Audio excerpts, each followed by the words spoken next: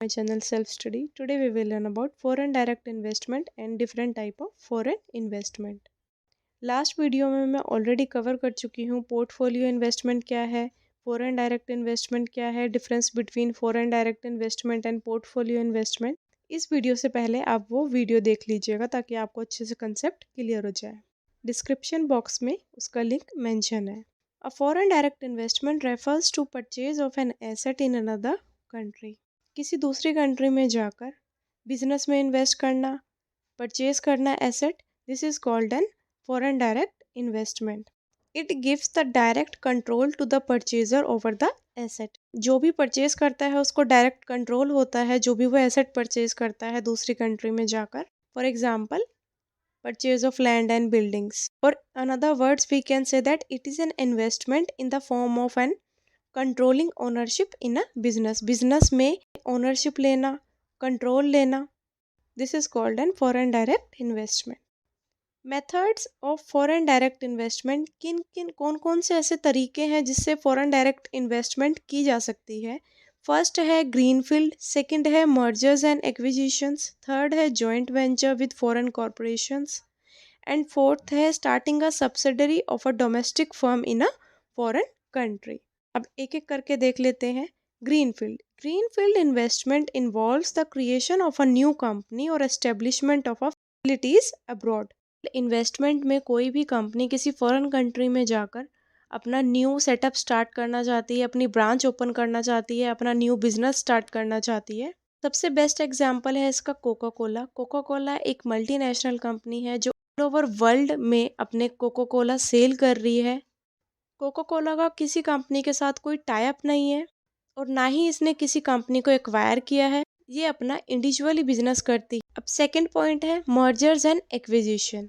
Mergers and acquisitions amount to transferring the ownership of existing asset to an owner abroad.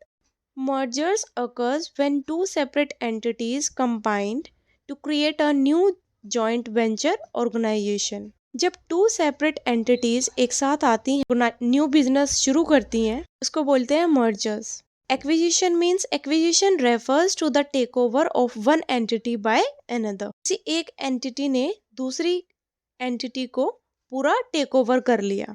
Acquisition का best example है Tata steel and Corus deal. Tata steel company ने Corus steel को पूरा acquire कर लिया था and उसका जो अमाउंट था $12 बिलियन। इसके बाद टाटा स्टील कंपनी ने कोरस स्टील के ऊपर पूरी तरीके से कंट्रोल कर लिया था। आई होप गाइज आपको मर्जर्स एंड इक्विजिशन क्लियर हो गया होगा। मर्जर्स कोई टू डिफरेंट सेपरेट एंटिटीज एक साथ आती हैं और नया बिजनेस शुरू करती हैं, उसको बोलते हैं मर्जर्स। और एक्विजिशन कोई भी एक बड़ी ज़्यादा स्ट्रॉन्ग कंपनी किसी छोटी कंपनी को पूरी तरीके से एक्वायर कर लेती है।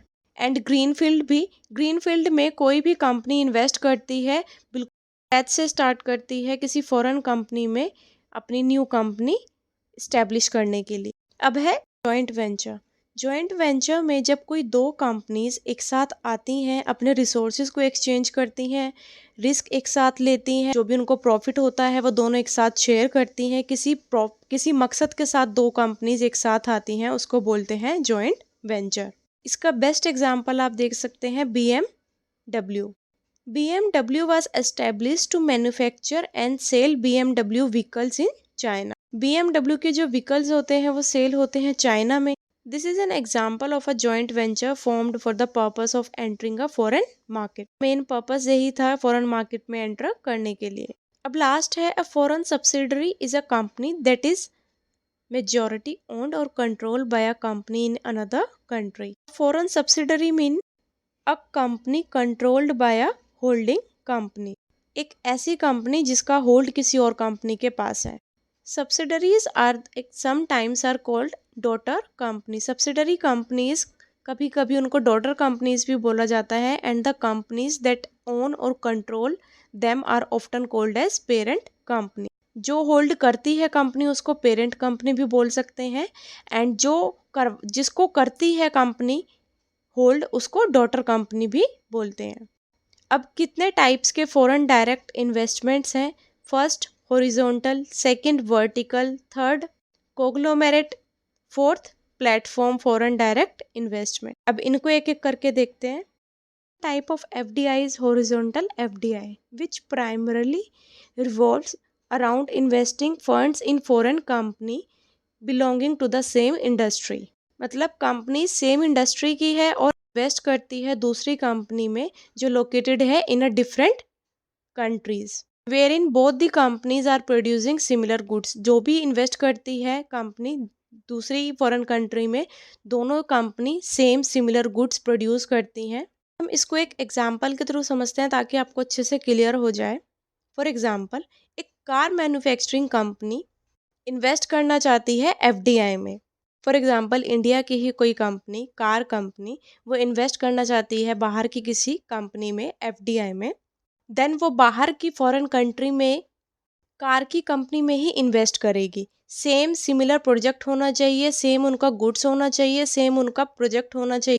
This comes under horizontal FDI। आपको हॉरिजॉन्टल FDI अच्छे से क्लियर हो गया होगा। कोई भी एक कंपनी किसी फॉरेन कंपनी में जाकर इन्वेस्ट करती है लेकिन उनके गुड्स और सर्विसेज सेम होने चाहिए, उसको बोलते हैं हॉरिजॉन्टल FDI। अब बात करते हैं vertical FDI। Vertical FDI occurs when an investment is made within a typical supply chain in a company। अब वर्टिकल FDI को सप्लाई चेन के नेम से भी याद रख सकते हैं। सप्लाई चेन कीवर्ड का बस आप ध्यान में रखिए। The management of the flow of goods and services and includes all processes that transform raw material into final product। Supply chain management का क्या काम होता है? रॉ मटेरियल को फाइनल प्रोडक्ट तक ले जाने में जितने भी बीच में चेन्स आती हैं उसको बोलते हैं supply chain management. And this is comes under vertical FDI। सबसे पहले सप्लायर होता है, देन मैन्युफैक्चरर होता है, then warehouse, stores, then customer तक पहुंचता है कोई भी goods. As such when vertical FDI happens, a business invest in an overseas firm which may supply or sell products। FDI vertical में ओवरसीज फर्म्स में invest करता है, सप्लाई करता है और सेल करता है प्रोडक्ट्स को। Vertical FDI are further categorized as backward vertical and forward vertical. अब देखते हैं बैकवर्ड वर्टिकल क्या होता है और फॉरवर्ड वर्टिकल क्या होता है। Backward vertical integration, a business strategy in which a company expand its operations by acquiring or merging with companies that supply its raw material or intermediate goods। Company hire करती है या फिर मर्ज करती है किसी भी रॉ मटेरियल इन्वेंट्री के साथ, जो भी प्रोडक्शन के लिए ज़रूरी होता है प्रोडक्ट एंड सर्विसेज, कंपनी उसके साथ मर्ज करती है। एग्जाम्पल के थ्रू समझते हैं ताकि आपको अच्छे से क्लियर हो जाए बैकवर्ड इंटीग्रेशन। अब एक एग्जाम्पल से और समझ लेते हैं backward integration and forward integration क्या है ताकि आपको अच्छे से क्लियर हो जाए। फॉर एग्जाम्पल, टायर की ही मैन्युफैक्चरिंग कंपनी जो ऑस्ट्रेलिया में है वो इन्वेस्ट करती है इंडिया में होलसेल में कार डीलर के लिए। So this is called N backward integration. वो पीछे की तरफ आ रही है। देखते हैं फॉरवर्ड वर्टिकल इंटीग्रेशन क्या होता है। Forward vertical integration involves acquiring a business further up in a supply chain. जो सप्लाई चेन का पार्ट होता है, कंज्यूमर तक पहुंचाना गुड्स को, अपने प्रोडक्ट को ऊपर लेके जाना, आगे की ओर लेके जाना। This is called N forward vertical integration. I hope guys आपको अच्छे से क्लियर हो गया होगा backward integration and forward integration. Backward पीछे की तरफ लेके जाना और फॉरवर्ड आगे की तरफ लेके जाना अपने बिजनेस को। अब देखते हैं third, conglomerate FDI। When an investments are made in two completely different companies of entirely different industry।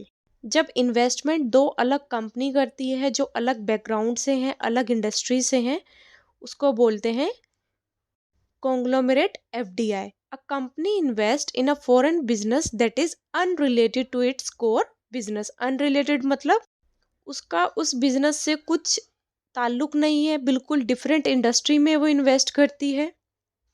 Unrelated word से आप conglomerate FDI को याद रख सकते हैं। For example, McDonald's. मैकडोनल्ड्स बाहर की कंपनी है, अगर वो इंडिया में आती है, मैकडोनल्ड्स एक बर्गर की कंपनी है, खाने की कंपनी है, अगर वो इंडिया में इन्वेस्ट करती है किसी कार कंपनी में, कार मैन्युफैक्चरिंग में, तो वो बिल्कुल डिफरेंट इंडस्ट्री हो गई। तो वो किसके अंदर आएगा? कोग्नोमिलेट एफडीआई में। लास्ट है platform FDI. In platform FDI, a business expands into a foreign country, but the product manufactured are exported to another country. Platform FDI में बिजनेस एक्सपेंड करेंगे फॉरेन कंट्री में, लेकिन उसको मैन्युफैक्चर कहाँ करेंगे? किसी दूसरी कंट्री में या फिर किसी थर्ड कंट्री में।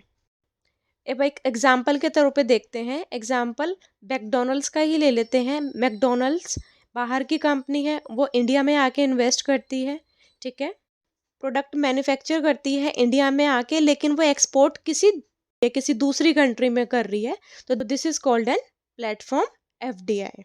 अब देखते हैं रूट्स फॉर एफडीआई, मींस कौन कौन से ऐसे रूट्स हैं जिससे एफडीआई किया जा सकता है। एंट्री रूट्स फॉर एफडीआई, सबसे पहला है automatic route. Under the automatic route, the non-resident investor or Indian company does not require any approval from Government of India for the investment.